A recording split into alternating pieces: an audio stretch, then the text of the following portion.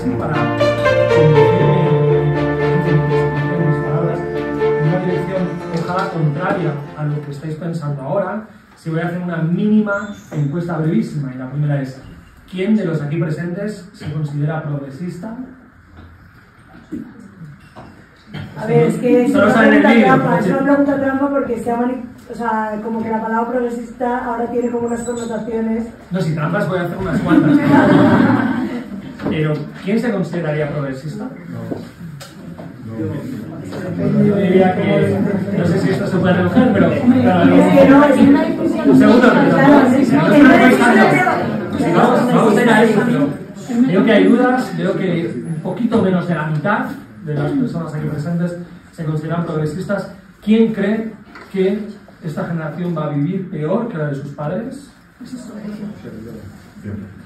Bueno, también menos manos de las que esperaba. ¿Quién cree aquí que os merecéis vivir mejor que la generación de vuestros padres? Así, si vinculamos, ¿no?, la calidad de vida a un mérito, que podría ser justo, ¿no? En una república bien ordenada podríamos esperar que efectivamente hubiera una retribución vinculada al ejercicio de la virtud y del esfuerzo, y hubiera una forma de castigo para quien no se esfuerce, ¿no? Pero vamos a darle la vuelta, es decir, quiero partir de esa indignación, ¿no?, porque hemos comenzado. Es que hay una trampa, claro que hay una trampa. Sobre todo lo que es una ambigüedad que está cargada de sentido, y es por qué reaccionamos de una manera tan visceral a la palabra progreso, y encontramos a gente que se define incluso de una manera muy íntima, casi hay una identidad ontológica en quienes se definen progresistas, y hay quienes plantean, ¿no?, una sospecha sobre la idea de progreso. Y no queda claro. Yo siempre digo que las palabras, los conceptos filosóficos más complejos son los que normalmente se vulgarizan o se elongan, se contaminan en el lenguaje común, porque acaban significando cualquier cosa. Hoy vamos a hacer un poquito de filosofía, además es 17 de noviembre, Día de la Filosofía, y quiero que empecemos a interrogarnos de dónde puede venir la idea del progreso. No voy a hacer muchas citas, no quiero hacer algo demasiado erudito, pero sí simplemente el tratar de conectar con cuáles son nuestras intuiciones y cuáles son algunos momentos de la historia donde se ha apuntalado el ejercicio, la comprensión de lo que hoy entendemos como progreso. Probablemente hay una manera de empezar a presentar los problemas, ya saben que es la etimología, ¿no?, el servirnos de la raíz latina, en este caso, de la palabra progreso, para entender que originalmente significaba un cambio hacia adelante, ¿no?, una forma de avanzar. De la misma manera que el regreso, pueden intuir que la etimología es exactamente la misma, es un retorno sobre algo, parece que el progreso es simplemente un avance, pero los avances no son necesariamente hacia mejor. Pero, intuitivamente, cuando se pronuncia, cuando se plantea en términos políticos la idea de progreso, todos entendemos que efectivamente es una idea de mejor. Es igual que, ¿no?, en las campañas de publicidad, las campañas electorales, se habla siempre del cambio, no se propone un cambio, nadie piensa que ese cambio va a ser a peor. Claro, tirar una bomba atómica en la Plaza Vendôme es un cambio para la país. Pero si alguien promete el cambio, ¿no?, en términos políticos, nadie va a estar pensando que ese cambio va a ser hacia peor. Y si pensamos o si tenemos una idea de progreso, en el que imaginamos que el cambio, la evolución de la historia es ascendente y va aproximándose hacia un ideal, lo primero que necesitamos es una comprensión de la historia en una forma más o menos lineal.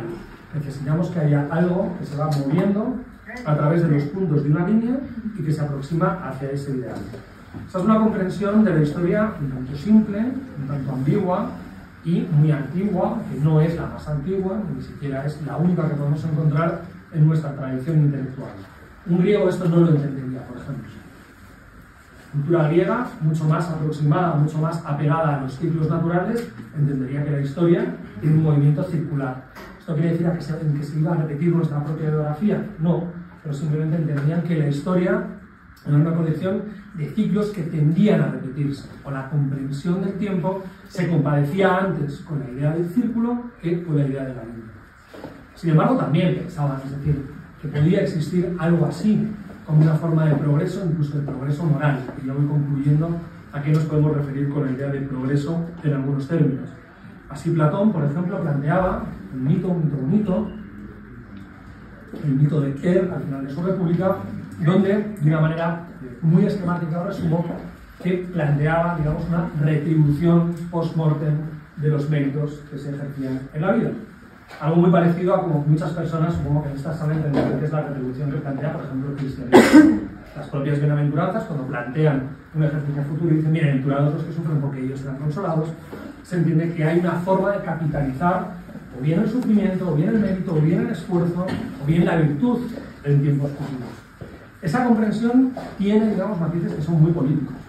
Y lo conocemos también porque la tradición judía, por ejemplo, es muy contractualista en la relación del Dios judío con su pueblo. Así plantea un pacto o una alianza, precisamente, ¿no?, el Dios de los judíos, Yahvé, con su pueblo. Y si cumplen efectivamente con los preceptos, encontrarían que habrá una retribución en forma de un rey, de una tierra y de un templo.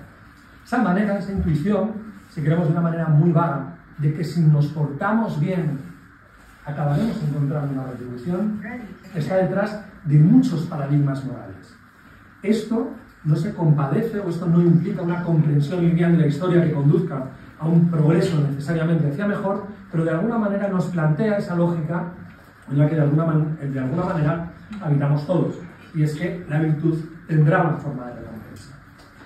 Pero esa visión lineal, esa comprensión de que al final de la historia habrá un juicio final en el que se rendirán definitivamente cuentas, sí tiene o sí debe mucho a la tradición judeocristiana.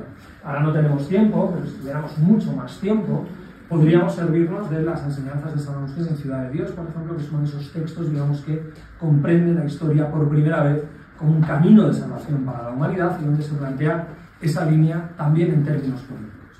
Pero no me interesa tanto eso, porque cuando hablamos de progreso, no hablamos necesariamente de una comprensión teológica, escatológica o teleológica en ese sentido finalista. La manera en la que empleamos el término progreso contemporáneamente se comparece mucho más con la comprensión que se asienta en el siglo XVIII y que parte de una confianza en el desarrollo cognitivo y en el ejercicio de la razón que había permitido, por ejemplo, las revoluciones políticas o la revolución científica.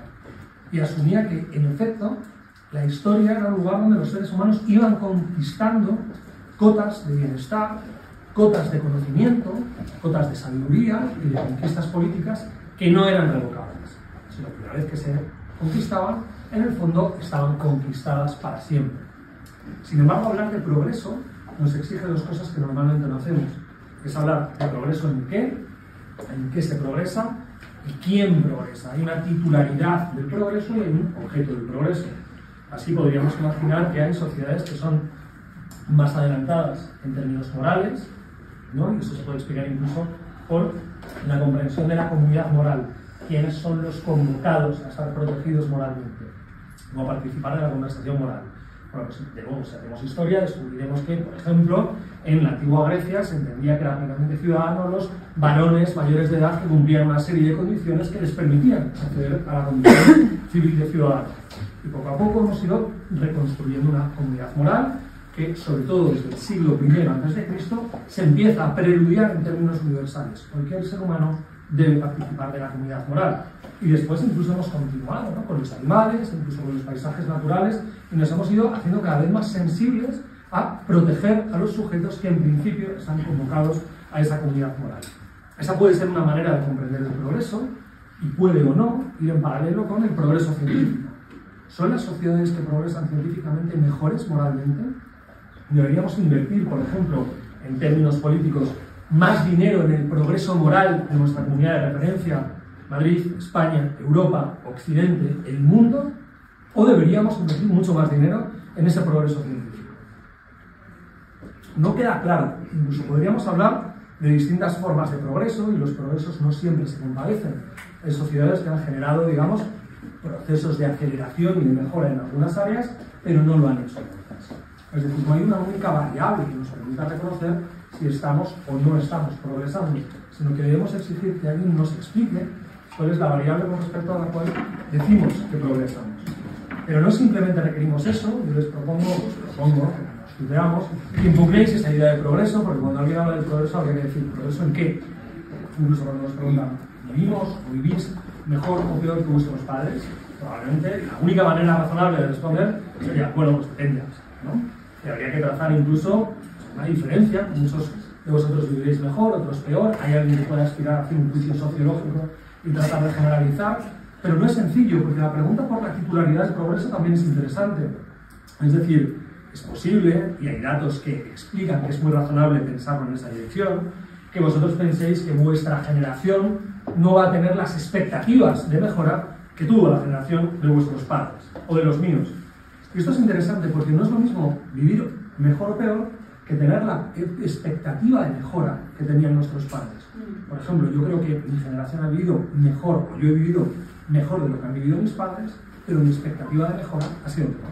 O sea, mis padres, de no tener nada, se convirtieron en la sacrosanta clase media, ¿no?, de la transición española, y yo, que en principio estaría llamado a poder conquistar nuevas cotas de bienestar y de mejora, mi mejora relativa con respecto a mis padres ha sido muy poca, o incluso, es que yo discuto mucho con mis padres, he podido empeorar. Yo no podía capitalizar cosas que mis padres capitalizaron, pero objetivamente vivo mejor. Y la pregunta por la titularidad del progreso nos llevaría también a preguntarnos si merece la pena preguntarnos por la humanidad en su conjunto. Algo que nos llevaría a otro lugar. No es improbable, no digo que sea seguro, que si hacemos la pregunta por si vivimos mejor o peor, si extendemos esa pregunta a la humanidad en su conjunto, alguien pudiera levantar la mano y decir que en India se está extendiendo una protoclase media en un sentido mucho más completo de lo que pudo existir en tiempos de nuestros padres, o que la incorporación de determinados países en vías de desarrollo a algunas cotas de bienestar vendrían a amortiguar esa pregunta y nos exigirían el interrogarnos acerca de si vivimos o no exactamente nosotros mejor que nuestros padres. Pero incluso, también en esa pregunta, quiero plantear una última cuestión, creo que ya no me ha quedado tanto tiempo, para arriesgar o para desafiar el modo en el que normalmente formulamos el interrogante. Y es que normalmente siempre lo resumimos en términos materiales, ¿no? Vivimos peor que nuestros padres porque ya no podemos comprar tantas casas como nuestros padres, porque ya no tenemos, digamos, una sensación de pacto social tan justo y tan ejecutivamente perfecto como el que vivieron nuestros padres, pero a lo mejor esa no es la única forma en la que podemos medir esa mejora. También hay un cultivo, por ejemplo, de la buena vida en términos espirituales. ¿Cómo nos llevamos con el silencio? ¿Cultivamos lo que somos mejor o peor de lo que lo hicieron ellos? ¿Optimizamos los recursos que tenemos a mano? Música, productos culturales, lecturas, para construirnos a nosotros mismos, y cuidado, de una manera narcisista, no simplemente para vivir mejor, sino también para ayudar a otros a vivir mejor. ¿Optimizamos esa posibilidad de cultivarnos mejor, peor, más lentamente o más aceleradamente que nuestros padres? O incluso me atrevería a señalar otra cosa bonita, y es la única referencia así, un poco pedante, vuelvo a Platón, no estaba preparado, nada de esto estaba preparado, y esto sí que lo prometo. Platón tiene un libro muy bonito, tiene un diálogo, el Filebo, donde señala que la vida buena no está compuesta necesariamente por placeres. Los placeres nos gustan, es decir, por eso se trata de la categoría, ¿no? Los placeres son malos, ¿no? Los placeres son muy buenos, y hay que, no debería decir que hay que perseguirlos un poco, ¿no? A todos nos gustan los placeres. Pero la vida verdaderamente buena, decía Platón, tiene que ver con los buenos placeres, pero también con los buenos dolores. Dolerse con lo que se debe y como se debe sería también una experiencia constructiva para una vida buena. Esto no quiere decir que tengamos que hacernos daño, adrede o aposta, sino que es previsible que si queremos vivir o declinar o ejercer la humanidad con ambición, probablemente haya muchas cosas que no tienen que ver con su vida, sino con la vida de otros, que puede desafiar esa imagen de progreso y prolongar la pregunta para salir, ojalá, de vosotras y de vosotros mismos. Así que yo no sé si el progreso tiene necesariamente que ver con la posibilidad de vivir o peor, mejor o peor que nuestros padres, pero hay una última pregunta, una última duda que lanzo. El progreso, la comprensión más sencilla que podamos imaginar en relación a la idea de progreso, exige que contemplemos un ideal de sociedad. Esto aparece, por ejemplo, en Alicia, en el País de las Maravillas, ¿no? Si voy bien, y el gato le responde, bueno, depende de dónde vayas, sabrás si vas bien o no vas bien. Si nos preguntamos, ¿estamos progresando? Alguien dirá, bueno, depende de cuál sea el punto de llegada hacia el que quieras que vayamos, nos diremos que estamos progresando o nos diremos que nos estamos alejando. Y esto abre una pregunta que es relevante y que conecta con el interrogante que yo os formulaba al principio de las sesiones, si os considerabais progresistas. Y probablemente, nos han dicho que no se consideran progresistas, lo que sencillamente no se encuentran cómodos es con el ideal social que se propone y hacia el cual se encamina nuestra sociedad. Pero pueden confesarse progresistas porque hay otro lugar, otro ideal hacia el que merece la pena conducir los esfuerzos, incluso la acción política.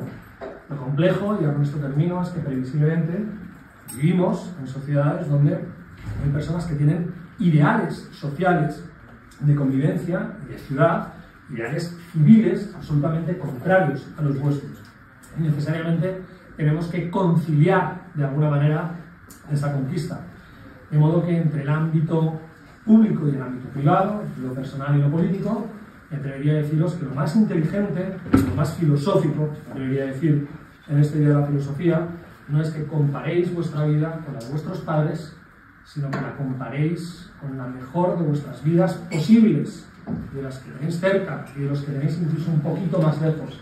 Así que yo creo que vivir una vida filosófica es algo que, si Sócrates tenía razón, podría merecer la pena.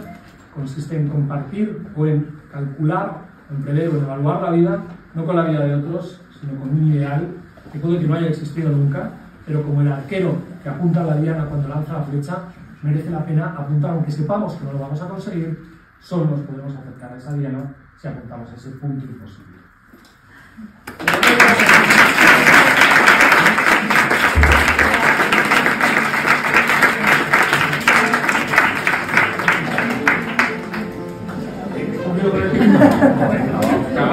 Con el